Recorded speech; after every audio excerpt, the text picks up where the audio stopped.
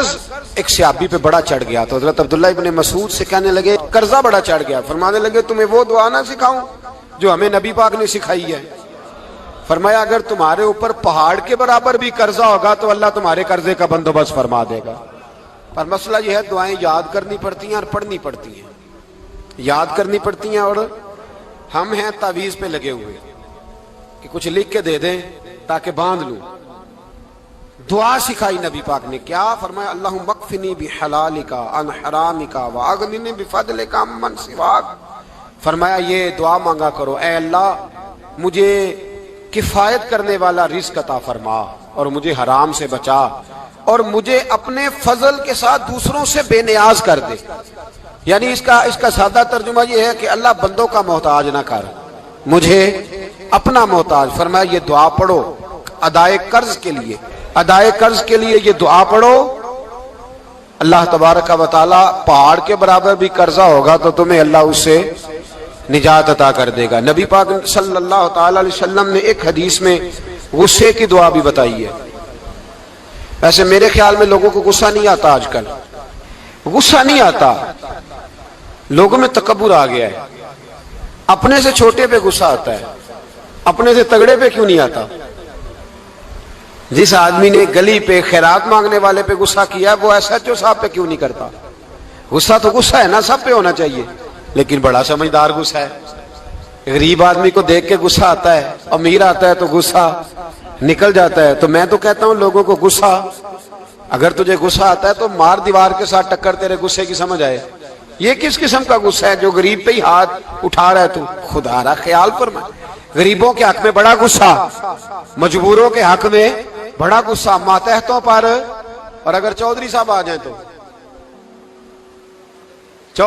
جائیں تو پھر بہانہ بنا لیتے, کہتے غصہ تو مجھے بڑا آیا سی, پھر میں کیا میرے گھر آیا ہے, پھر بہانہ بنا لیا. ایسے نہیں کرو. نبی پاک صلی اللہ علیہ وسلم نے دعا سکھائی بخاری میں. فرمایا جب غصہ آئے تو پڑھا کرو اعوذ باللہ من الشیطان. آتی ہے نا دعا ماشاءاللہ, اعوذ باللہ من الشیطان. جب غصہ آئے تو یہ والی دعا پڑھ لیا کرو. نبی پاک علیہ الصلوۃ والسلام نے ارشاد فرمایا کہ جب تمہارے بھائی کو چھینک آئے نا تو چھینک آنے والے کو کہنا چاہیے الحمدللہ. چھینک آئے اس نے کیا کہنا ہے؟ یاد ہو جائے گا کیا کہنا ہے؟ الحمدللہ. اور جو سنے اس نے کہنا یرحمک اللہ. کیا کہنا ہے؟ یرحمک اللہ, اللہ تجھ پہ رحم کرے. یہ پڑھنا ہے اس میں. حضرت عبداللہ بن مبارک رحمۃ اللہ تعالی علیہ نا دریا کے کنارے کھڑے تھے, کشتی سے اترے تھے ابھی اور وہیں کھڑے تھے. تو ایک آدمی, دو چار لوگ کشتی میں کنارے سے آپ کے پاس سے گزرے تو ایک کو چھینک آئی, اس نے کہا الحمدللہ. اب سنت ہے کہ جواب دو یرحمک اللہ, اللہ تیرے اوپر رحم فرما. جواب دینا تھا لیکن وہ کشتی تیزی سے گزر گئی. حضرت عبداللہ بن مبارک رحمۃ اللہ تعالی علیہ نے ملاح کو بلایا. فرمانے لگے اس کشتی کا پیچھا کرنا ہے. وہ کہنے لگا سواریاں بیٹھیں گی تو جاؤں گا. اس زمانے میں جو پوری کشتی کا ایک سائیڈ کا کرایہ تھا وہ 5 دینار تھا. فرمانے لگے تو نہ اس طرح کر, اسپیشل مجھے لے جا بٹھا کے. کیا لے گا؟ اس نے کہا 20 دینار لوں گا. فرمایا 20 ہی دوں گا. اس کشتی کا پیچھا کیا اور جس آدمی کو چھینک آئی تھی نا اس سے جا کے یرحمک اللہ کہا. اس نے جواب میں جزاک اللہ کہا. تو آپ فرمانے لگے میرا کام ہو گیا, واپس چل. ملا دنیا دار تھا, وہ سوچنے لگا. پہلے تو اس نے سوچا میرا کیا ہے, 20 دینار تو ان کے گئے ہیں. لیکن جب اترنے لگے نا تو 20 دینار دیے یا 20 درہم دیے.